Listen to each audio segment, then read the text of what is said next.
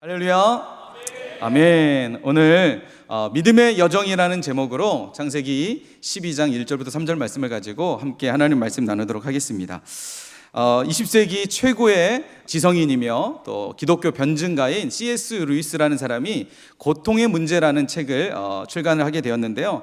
이 책에 이런 질문에서부터 이 책의 내용이 전개가 됩니다. 어떤 질문이냐면, 하나님이 선하고 전능하다면 왜 피조물이 고통을 당하도록 허락하시는가입니다. 하나님이 선하시고 하나님이 전능하시다면 왜 피조물들에게 이 고통의 문제가 있느냐는 것이지요. 특별히 그리스도 예수 안에서 믿음의 성도들의 삶 가운데에 왜 고통의 문제를 하나님이 허락하고 계시는가, 왜 우리의 삶에는 이 고통의 문제가 있냐라는 것입니다. 믿음이 없는 사람이든 믿음이 있는 사람이든 아니 불신자이든 하나님을 믿고 그 믿음 안에서 정말 열심히 살아가는 성도이든 상관없이 모든 사람에게는 이 고통의 문제가 있다는 것이죠. 특별히 믿음 안에 있는 우리의 삶 가운데 이 고통의 문제를 우리가 어떻게 이해하고 해석할 수 있냐는 것입니다. 여러분은 어떻게 생각하시나요? 왜 우리의 삶에 고통의 문제가 있을까? 왜 우리의 삶에 고난이라는 문제가 왜 끊임없이 다가오고 그 문제 앞에 우리는 자유로울 수 없을까? 그리고 그 문제와 그 고통의 시간들을 하나님이 왜 허락하고 계시는 것일까? 하나님이 나를 사랑하지 않으셔서 내 삶의 고통의 문제를 그냥 묵묵히 허락하고 계시는 것일까? 사실 우리는 이 고통의 문제 앞에 늘 고민할 수밖에 없고, 그 고통과 고난의 시간들 속에서 하나님의 뜻이 무엇인지 늘 우리가 마음을 그렇게 갖지 않을까 생각이 됩니다. 이 C.S. 루이스라는 사람은 이 문제에 대해서 이렇게 나름대로 정의하고 있습니다. 고통은 인류의 자유와 성장, 신앙을 위한 필수적인 요소이다. 그러니까 고통은 꼭 필요한 요소라는 것입니다. 왜냐하면 우리를 하나님께 더욱 가까이 가게 하고 우리의 영적 성숙을 도모하는 역할을 하기 때문이다라고 이야기하고 있습니다. 그러니까 C.S. 루이스는 고통은 결국 우리가 하나님께 더 가까이 가게 하는 도구로 하나님이 사용하신다는 것입니다. 뿐만 아니라 21세기 최고의 설교가인 팀 켈러라는 사람은 이 고통에 답하다라는 이 책을 통해서 오늘날 우리 삶 가운데에, 특별히 성도의 삶 가운데에 일어나는 고통의 문제를 이렇게 그는 설명하고 있습니다. 하나님은 우리의 고통을 허락하심으로써 우리에게 하나님의 선하신 계획을 보여주신다. 우리는 이해하지 못하지만 고통은 우리를 위한 하나님의 깊은 사랑의 일부일 수 있다라고 이야기합니다. 다시 말해서 이 팀 켈러는 왜 성도의 삶에 고통이 있을까? 왜 고난이 있을까? 그 이유는 하나님의 선하신 계획이 그 안에 담겨져 있기 때문이다라고 이야기하고 있습니다. 사실 목회를 하면서 제가 여러 목회 기간이 길진 않지만 여러 성도님들을 만나면서 참 어려울 때가 있습니다. 마음이 좀 힘들 때가 있습니다. 어떤 때냐면 정말 믿음 좋은 성도님의 삶 가운데에 고난의 문제가 찾아올 때, 정말 주를 위해서 헌신하고 충성하고 주의 몸된 교회를 위한 일이라면 정말 두 발 두 손 다 걷고 나와서 헌신하는데 갑자기 질병의 문제가 찾아오거나 또 여러 가지 삶의 문제가 찾아오거나 경제적인 문제가 찾아올 때에 그 성도님을 만나서 뭐라고 위로를 해드려야 되는데 어떤 말을 해드려야 될지 참 난감할 때가 있는 것 같습니다. 그렇죠. 정말 믿음 안에 있는 성도님에게 다 하나님의 계획이 있을 겁니다. 하나님의 뜻이 있습니다라고 말하기에는 너무나 하나님이 가혹하게 느껴지겠다는 생각들을 하게 됩니다. 예를 들어서 믿음 생활 열심히 하다가 그냥 믿음 생활 좀 내려놓고 좀 쉬고 있을 때에 하나님이 그 고난을 주신다면 하나님께서 우리 성도님을 더욱더 믿음의 삶으로 이끌어 가시기 위해서 하나님께서 이런 고난을 주셨습니다라고 얘기할 수 있는데, 정말 믿음 생활 열심히 하는 사람의 성도님 삶 가운데 고난의 문제가 찾아왔을 때 어떻게 위로할 수 있을까? 무엇이라고 이분에게 말씀을 드릴 수 있을까? 사실 목회를 하면서 참 그런 난감한 순간들이 찾아오게 된다는 것이죠. 그럼 물론 분명 우리는 알고 있습니다. 이 고난의 시간이 지나고 나서는 그 시간들 속에서 하나님께서 이런 은혜의 시간들을 허락하시려고 우리에게 이 시간을 주셨다는 것을 알 수 있습니다. 그런데 때론 이 고난의 시간을 지난 사람들의 고백이지, 고난의 한 중심에 있는 성도들의 삶 가운데는 사실 그런 고백이 나오는 것이 쉽지 않을 것 같습니다. 내가 고난의 문제가 지금 벗어 있으니까 분명 하나님의 뜻과 하나님의 계획을 우리가 믿고 신뢰하지만 진짜 고난의 그 한가운데 있을 때는 그 하나님의 뜻과 계획이 느껴지지 않을 때가 있지 않을까 생각이 됩니다. 우리가 잘 아는 다윗도 사울의 그 끔찍한 죽이기 위해서, 다윗을 죽이기 위해서 쫓아올 때에 다윗이 그 광야에서 오랜 시간 동안 보내면서 이해할 수 없는 그 하나님의 일들을 다윗이 겪게 됩니다. 그래서 시편 22편에 보면 이 다윗의 절규가 있어요. 1절과 2절 말씀에 보면 다윗이 하나님 앞에 이렇게 호소합니다. 내 하나님이여, 내 하나님이여, 어찌하여 나를 버리셨나이까? 어찌 나를 멀리하여 돕지 아니하시오며 내 신음소리를 듣지 아니하시나이까? 내 하나님이여, 내가 낮에도 부르짖고 밤에도 잠잠하지 아니하였사오나 응답하지 아니하시나이다. 다윗조차도 그 고난의 그 한가운데에서 침묵하고 계시는, 마치 침묵하는 것처럼 느껴지시는 그 하나님 앞에 자신을 구해주지 않는, 그리고 이 고난의 순간 속에서 자기를 건져달라고 하나님 앞에 그렇게 간절히 부르짖음에도 불구하고 하나님의 그 잠잠하심 앞에 다윗이 이 시편 22편을 기록하고 있다는 것이죠. 여러분, 우리의 삶 가운데도 이런 일들이 있지 않으신가요? 때로는 인생을 살다 보면 뜻하지 않은 고난의 시간들, 고통의 시간들을 우리가 겪게 됩니다. 그 순간 속에서 정말 하나님이 보이지 않을 때가 있지 않을까요? 있지 않으시나요? 밤마다, 새벽마다 주의 전에 와서 이 고난의 문제, 이 고통의 문제, 내 삶에 풀리지 않는 이 어려운 문제를 가지고 끙끙 앓면서 신음하면서 하나님 앞에 부르짖어도 좀처럼 이 문제가 해결될 것 같지 않고 어떠한 삶의 문제가 해결될 것 같지 않은 그런 상황 속에서 우리 안에 이런 의심도 생기죠. 하나님 진짜 살아계실까? 하나님이 진짜 살아계시다면 어떻게 내 삶 가운데 이렇게 나아가게 하실 수 있을까? 내가 정말 주님을 위해서 내가 안 한 것이 없는 것 같은데, 내가 정말 주님 앞에 이렇게 내가 하나님 앞에 이 고난과 고통의 문제를 겪을 정도의 내가 하나님 앞에 어떤 범죄한 것이 없는 것 같은데 왜 하나님은 나에게 이런 시간들을 허락하셨을까? 사실 알 수 없는 이 시간들을 우리 삶 가운데 겪으셨거나 또 때로는 앞으로 혹시 우리가 그런 일들을 겪게 될지 모르겠습니다. 그러나 분명한 것은 우리의 인생 가운데의 이 고통과 고난의 문제는 언제나 찾아온다는 사실입니다. 사실 말씀드렸던 것처럼 오늘 이 자리에 수협에 나오신 우리 성도님들이라면 적어도 고통과 고난의 문제는 결국 하나님의 뜻이 있다라고 다 아실 거라고 생각이 됩니다. 의미 없는 고난은 없을 거라고 다 아실 거라고 생각이 됩니다. 하나님은 분명 목적이 있을 것이고 하나님은 분명 뜻이 있을 것이다라는 것을 우리가 다 그렇게 확신하고 계실 거라고 믿습니다. 그럼에도 불구하고 우리 삶에 수없이 찾아오는 고통과 고난의 문제, 이해할 수 없는 하나님의 이 일들을 우리가 어떤 관점으로 어떻게 그 시간들을 좀 더 믿음 안에서 해석하고 믿음의 관점으로 그 시간들을 우리가 견뎌내며 또 승리할 수 있을지 오늘 말씀을 통해서 함께 좀 살펴보려고 합니다.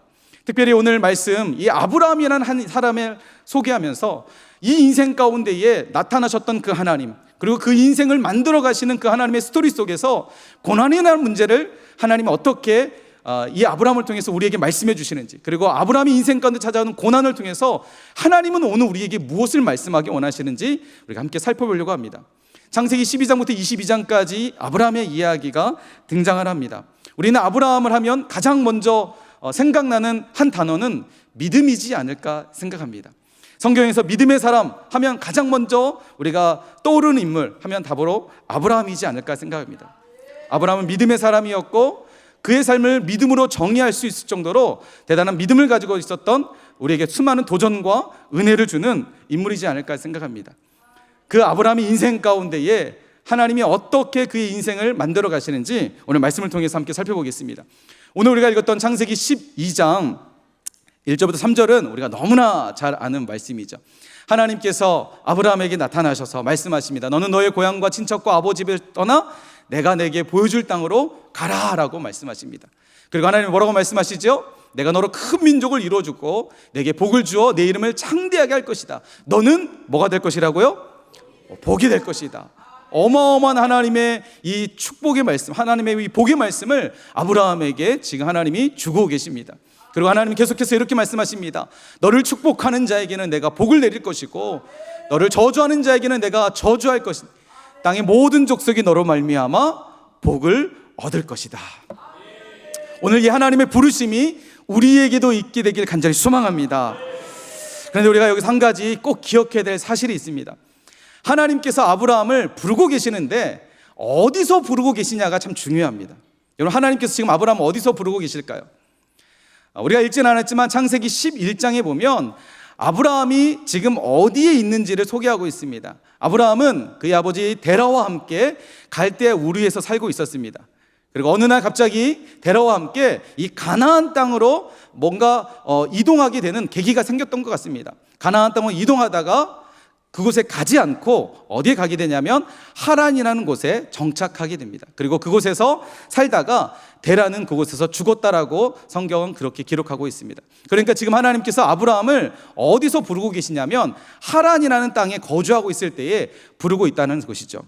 우리가 잘 알듯이 아브라함을 하나님께서 이 하란의 곳에서 살고 있을 때 부르시는데, 아브라함이 뭐 하고 있을 때, 어떤 삶 가운데 살고 있었을 때 하나님께서 아브라함을 부르셨을까? 성경을 찾아보니까 여호수아서 24장 2절 말씀을 보니까 당시에 이 데라가 어떤 사람이었는지 기록하고 있습니다. 노란색 글씨만 보면 아브라함의 아버지 나홀의 아버지 데라가 강 저쪽에 거주하여 다른 신들을 섬겼으나, 데라는 어떤 사람이었냐면 다른 신, 다시 말해서 우상을 섬기는 사람이었다는 것을 우리는 알 수 있습니다.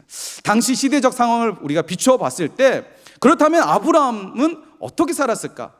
시대적 상황을 비춰보면 아브라함 역시 데라와 함께 다른 신들을 섬기는 한 가족의 종교를 가지고 살지 않았을까 생각이 됩니다. 그런데 참 놀랍죠? 아브라함이 지금 어떻게 보면 하나님의 가장 강력한 진노와 심판의 대상에 있는 그 자리에서 하나님이 아브라함을 부르고 계신다는 것입니다. 그냥 부르시는 것도 아니고 어마어마한 약속을 하시면서 하나님이 지금 아브라함을 부르고 계신다는 거예요. 우상을 섬기는 그 현장에서, 우상에 섬기는 어떻게 보면 하나님의 진노와 하나님의 심판이 한가운데 있는 그 현장에서 하나님이 아브라함을 택하시고 그를 불러내셨다는 것입니다. 여러분, 아브라함의 믿음은요, 사실 아브라함에 의해서 생겨난 것이 아니라 여러분 하나님의 전적인 은혜인 줄 믿으시기 바랍니다. 하나님의 택하심이고 하나님의 구원하심이고 하나님의 긍휼과 은혜로 시작되는 믿음의 시작이라는 것을 믿으시기 바랍니다. 여러분, 사실 아브라함만 그런 것은 아니지요. 오늘 우리의 삶 가운데도 우리가 이 자리에 나와 하나님을 믿고 하나님 앞에 예배할 수 있는 것은 우리의 어떠함이 아니라 하나님의 은혜가 오늘 우리를 이 자리까지 인도하신 줄 믿습니다. 우리가 하나님의 자녀가 된 거, 하나님을 믿고 하나님의 은혜 안에 살아가고 천국을 소망하며 그 크신 하나님의 영광 안에 살아갈 수 있는 모든 것이 사실은 우리가 잘나서가 아니라 하나님의 은혜가 오늘 우리를 그렇게 여기까지 인도하신 줄 믿습니다. 여러분, 우리도 따지고 보면 아브라함과 같이 사실은 하나님 믿기 전에는, 하나님을 알기 전에는 하나님의 심판과 하나님의 진노의 한 가운데 있었던 사람들 아닐까요? 모르겠습니다. 저는 그랬던 사람이었습니다. 제가 예전에 우리 성도님들에게 저희 집안에 대해서 잠깐 제가 간증한 적이 있습니다. 사실 저희 아버지는 술을 너무나 좋아하시는 분이셨습니다. 술을 너무 좋아하셔서 어느 날 제가 초등학교였던 것 같아요. 아버지가 술을 드시다가 결국 쓰러지셨어요. 급하게 병원에 가니까 병원에서는 이 간경화라고, 이제 너무나 심해져가지고 어떻게 회복될지 모르겠다라고 그렇게 소식을 듣게 됩니다. 이 소식을 들은 저희 할머니와 저희 고모님께서는 동생과 아들이 그렇게 심각하다고 하니까 어떻게 할까요? 여러 가지 방법을 찾다가 그분들이 가지고 있었던 신앙은 절실한 불교 신자셨습니다. 그래서 아들을 위해서 절에 가셔서 불공을 드리시고 나오시는 길에 한 스님을 만나게 됩니다. 그리고 그 스님에게 이야기합니다. 스님, 저희 아들이 지금 이렇게 술로 인해서 인생이 완전 망가져서 병원에서는 이제 심각하다고 합니다. 어떻게 하면 좋을까요? 라고 하자 그 스님이 뭐라고 하시냐면 그 가족 모두 다 교회 가셔야 됩니다. 여러분, 스님의 전도로 저희는 구원받은 가정이 됐습니다. 할렐루야. 여러분, 하나님이 어떻게 일하실지 모릅니다. 여러분, 우리의 인생은 하나님 어떻게 일하실지 모릅니다. 하나님 어떤 방법으로 우리의 인생을 건져주실지 모릅니다. 사실 우리가 지금 행축 기간입니다. 내가 전도하는 것이, 내가 누군가에게 복음을 전하는 것이 얼마나 효과가 있을까? 내가 전도한다고 저 사람 듣지도 않을 것 같고, 내가 뭘 할 수 있을까? 나는 성경적 지식도 없고 말 주변도 없어서 내가 전도하는 게 과연 의미가 있고 효과가 있을까? 용기도 안 나고 사실 주저할 수 있습니다. 그러나 여러분 기억하십시오. 저를 보면서 기억하십시오. 스님의 전도에 의해서 저희는 구원받았습니다. 여러분, 하나님이 하시는 일입니다. 할렐루야. 하나님이 역사하십니다. 여러분, 아브라함도 그 저주와 하나님의 심판의 그 한가운데 있어서 그들 구원하셨던 것처럼 저희 가정을 하나님 그렇게 구원하셨습니다. 도저히 구원받을 수 없는 절망적인 삶 가운데서 하나님은 택하여 구원하셨다는 사실입니다. 여러분, 이것이 하나님의 일하심과 오늘 우리를 향한 하나님의 신실하신 마음이라는 것을 여러분 믿으시기 바랍니다. 여러분, 우리의 인생의 믿음의 시작은요, 사실 하나님으로부터 시작되었다는 것을 다시 한번 꼭 기억하시길 축복합니다. 그래서 여러분, 우리는요, 하나님의 은혜 아니고는 살아갈 수 없습니다. 오늘도 하나님의 그 은혜가 나를 살리고 그 하나님의 은혜로 말미암아 내가 살아갈 수 있는 것입니다. 오늘 이 저녁에 우리가 그 하나님의 은혜를 다시 한번 갈급하고 갈망하는 시간이 됐으면 좋겠습니다. 주님, 저는 주님의 은혜 아니고는 살아갈 수 없습니다. 오늘도 나에게 그 주님의 충만하신 은혜로 다시 채워주시옵시고, 나를 만나시고 나를 부르시고 나를 생명으로 건져주신 그 하나님의 신실하신 사랑이 오늘 이 저녁에 다시 한번 회복되는 시간 되게 해 주옵소서. 그렇게 구하는 시간 되길 간절히 소망합니다. 이처럼 하나님의 전적인 은혜로, 하나님의 강력한 부르심으로 말미암아 하나님께서 아브라함을 불러주셨습니다. 여러분, 그런데요, 이 아브라함의 믿음이 정말 대단하다라고 우리가 고백하는 이유가 무엇이냐면, 하나님의 부르심과 함께 어떻게 하냐면 아브라함이 그 말씀의 믿음으로 순종했기 때문이라고 믿습니다. 여러분, 우리의 믿음이 아름다울 수 있는 것은, 그리고 우리의 믿음 가운데 영향력이 나타나고 그 믿음의 능력이 생기는 것은 하나님이 부르실 때에, 하나님이 말씀하셨을 때에 그 말씀의 믿음으로 순종할 때 여러분 역사가 일어나는 줄 믿으시기 바랍니다. 여러분, 기적은요 가만히 있을 때 일어나지 않습니다. 누군가 그러더라고요. 행동심리학자들이 그러더라고요. 어떤 일이 일어나려면 행동하라고, 가만히 있으면 아무 일도 일어나지 않는다고. 맞습니다. 여러분, 내 삶의 믿음의 역사를 경험하기 원하시고 내 삶의 믿음이 하나님의 크신 일을 여러분 우리가 보기를 원한다면 아브라함처럼 믿음으로 순종해야 될 줄 믿습니다. 우리가 읽지않았지만 창세기 12장 4절 말씀에 보니까 이에 아브라함이 여호와의 말씀에 따라갔다라고 말씀하고 있습니다. 여러분, 아브라함이 하나님의 말씀에 순종하는 거 쉬웠을까요? 어려웠을까요? 그렇죠. 우리가 너무나 잘 알죠. 쉽지 않은 결정이었을 것입니다. 당시 부족 사회를 이루고 있었던 시대적 상황에서 아브라함이 다른 지역으로 넘어간다는 것, 다른 곳으로 간다는 것은 엄청난 모험이었을 것이고, 뿐만 아니라 함께 살고 있던 많은 사람들이 어리석은 짓이라고 비아냥거리며 그의 어떤 결정을 만류했을지도 모르겠습니다. 그럼에도 불구하고 아브라함은 하나님의 말씀에 믿음으로 순종하기로 결정합니다. 자, 이제 아브라함의 그 순종, 그 결정 가운데에 하나님은 놀라운 일을 하셨을까요? 아멘. 여러분, 우리는 충분히 내가 이제 하나님의 말씀대로 믿음으로 순종하며 내가 이제 뭔가를 해야 되겠다, 교회를 위해서 내가 정말 열심히 내가 뭔가 충성해야 되겠다, 뭔가 결정해서 시작을 했습니다. 그럼 뭔가 하나님께서 이제 뭔가 내 삶에 특별한 일을 만들어 주시겠지라는 우리는 기대를 하지 않을까 생각이 됩니다. 충분히 아브라함 인생 가운데, 이 이야기의 스토리 가운데에 우리는 충분히 그렇게 기대할 수 있을 것 같아요. 이제 하나님께서 이 아브라함의 대단한 믿음을 보시고 하나님이 대단한 일을 분명히 해주실 거야 생각할 수 있습니다. 그런데 우리의 생각과 다르게 이야기는 꼬이기 시작합니다. 우리가 읽지는 않았지만 창세기 12장 10절 말씀에 보면 우리 함께 읽어볼까요? 시작.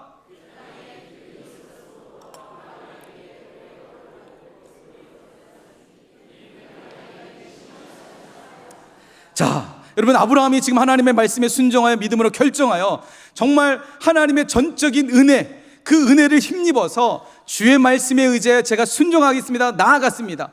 여러분, 나아간 결과가 어떤 결과였을까요? 그 땅에 기근이 들었으므로 아브라함이 애굽에 거류하려고 그리로 내려가, 왜냐하면 그 땅의 기근이 너무 심했다라고 성경은 기록하고 있습니다. 여러분, 하나님 너무하지 않으시나요?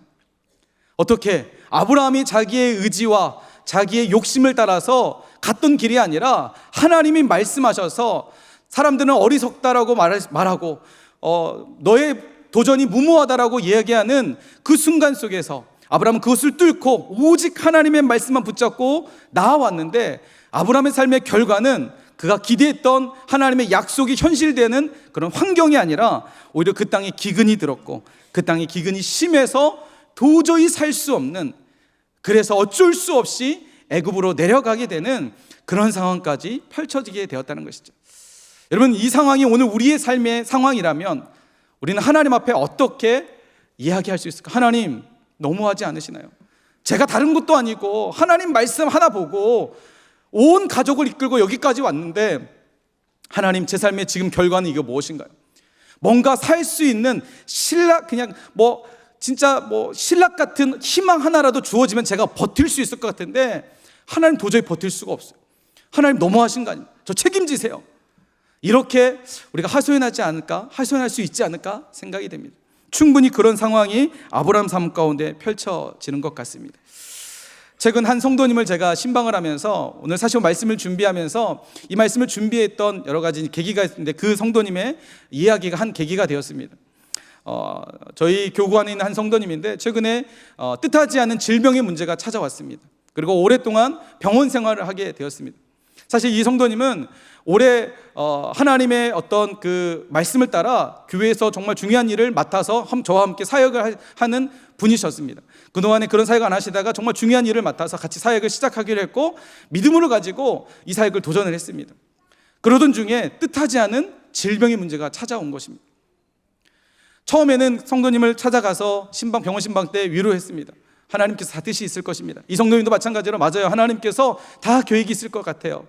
그동안 열심히 제가 일을 해서 살아왔는데 하나님이 잠깐 쉬라고 하시는 것 같아요.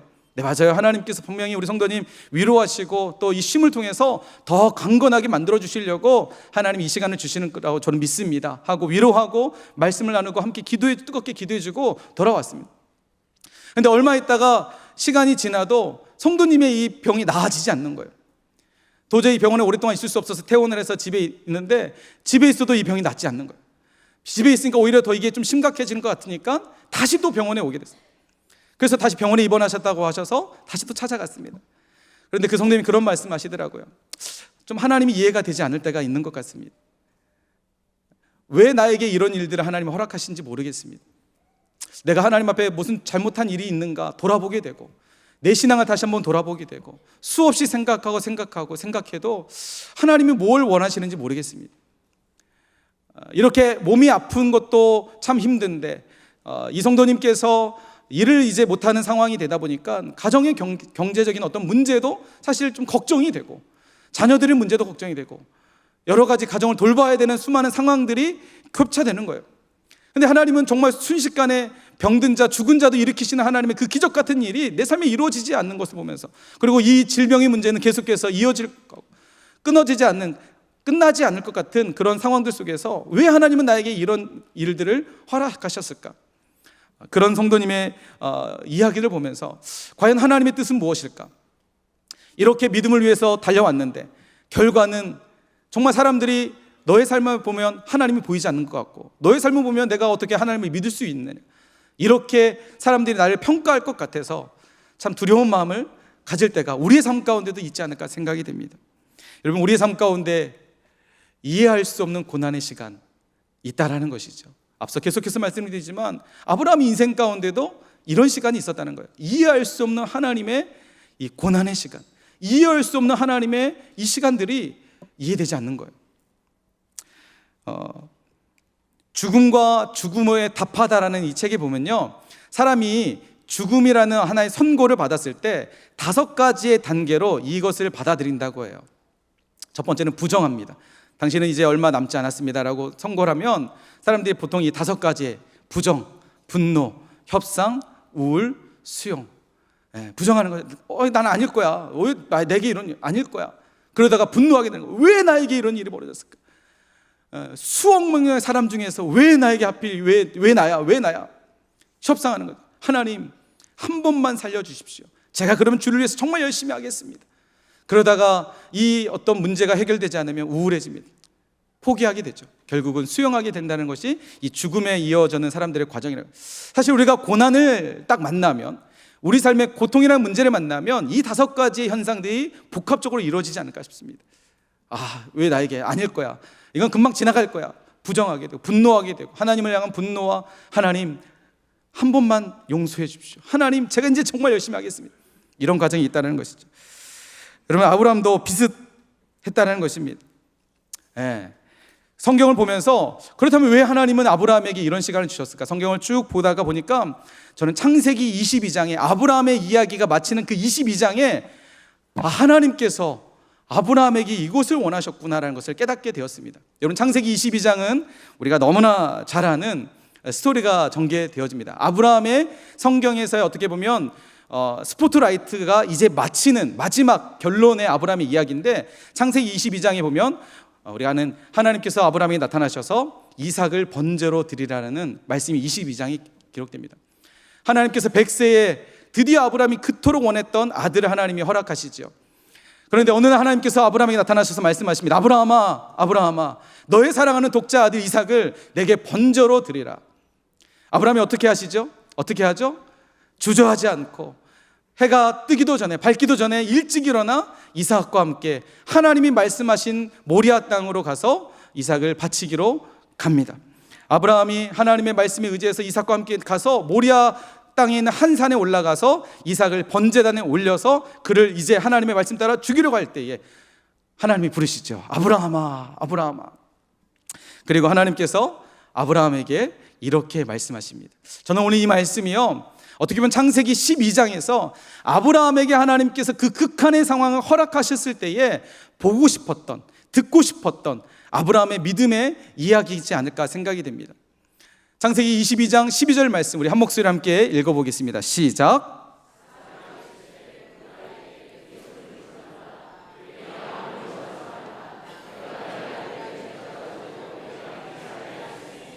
내가 이제야 내가 하나님을 경외하는 줄을 알았노라.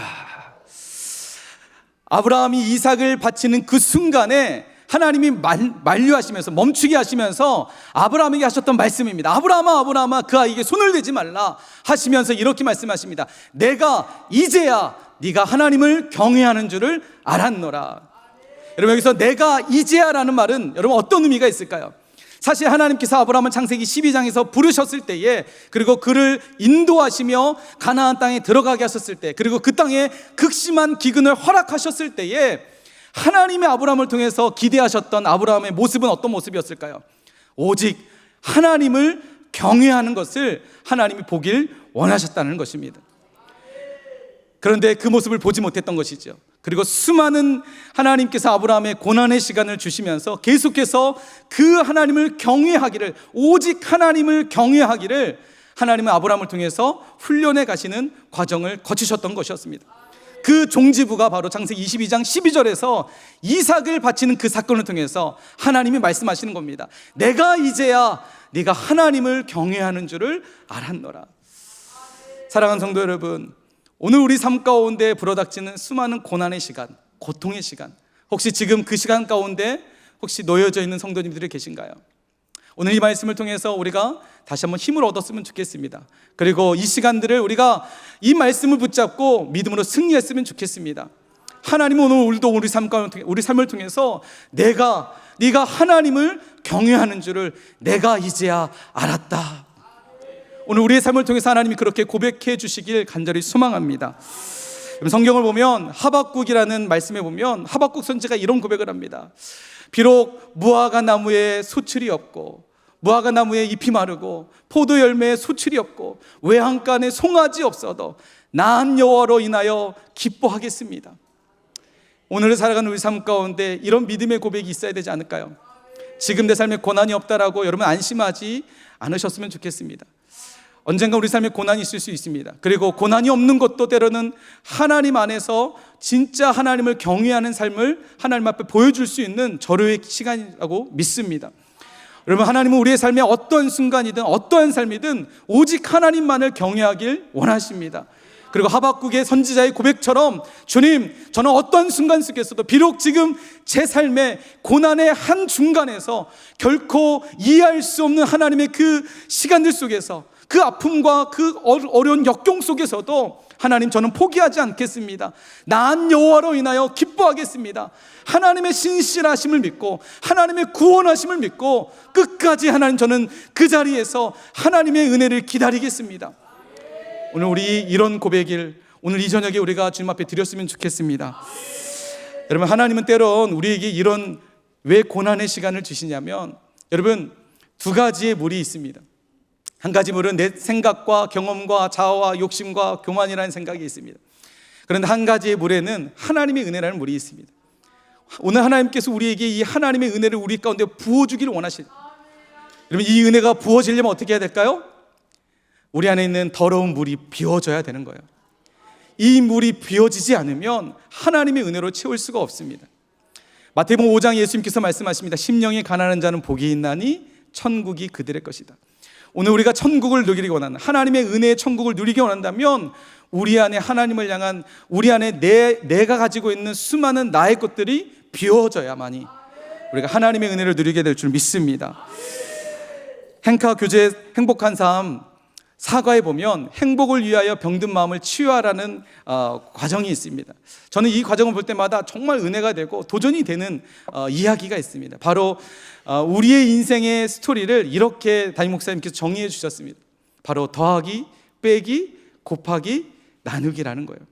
여러분, 아브라함께서 하란에 살고 있었을 때 하나님의 심판과 하나님의 진노의 한복판했을 때 하나님이 그를 구원해 주신 것은 아브라함의 인생 가운데 더하기였다는 거예요. 그러나 그 더하기 인생을 통해서 끝나지 않고 하나님은 반드시 아브라함 인생의 빼기 시간을 허락하셨다는 것입니다. 내 생각, 내 경험, 내 자아, 때로는 우리의 교만함, 이런 모든 것들을 빼게 하셨다는 거죠. 왜 그랬을까요? 왜 빼게 하셨을까요? 뭐 하시기 위해서? 곱하기 하시기 위해서. 우리의 인생을 곱하기 해주시려고. 아브라함의 인생을 빼기 시간을 통해서 하나님은 아브라함의 인생 가운데 곱하기 인생을 만들어 주십니다. 결국은 예수 그리스도가 이 땅에 오시는 나누기 인생으로 하나님의 약속하신 너로 하여금 온 민족이 복을 받을 것이다라는 그 나누기 인생으로 아브라함 인생을 만들어 주셨다는 것입니다. 여러분, 빼기가 없으면 곱하기예요. 나누기가 없는 것입니다. 오늘 우리 삶 가운데 하나님이 빼게 하시는 것은 하나님의 은혜를 쏟아주시려고, 우리의 인생을 곱하기 만들어 주시려고, 우리의 인생을 더 큰 나누기 인생으로 만들어 주시려고. 우리가 해야 될 자세는 무엇일까요? 우리가 해야 될 것은 무엇일까요? 오늘 아브라함을 통해서 하나님이 말씀하셨던 내가 이제야 나를 경외하는 줄을 내가 알았다. 여러분, 사랑하는 성도 여러분, 우리 어떤 시간들 속에서 어떤 순간에도 우리 하나님만을 경외하기를 간절히 소망합니다. 내 삶에 고난이 찾아오도, 내 삶에 문제가 있어도, 지금 정말 말 못할 슬픔과 고난의 순간에 있더라도 우리 하나님을 경외하기로 결정했으면 좋겠습니다. 그럼 하나님은 반드시 우리의 인생을 곱하기와 나누기의 인생으로 그렇게 만들어 가실 줄 믿습니다.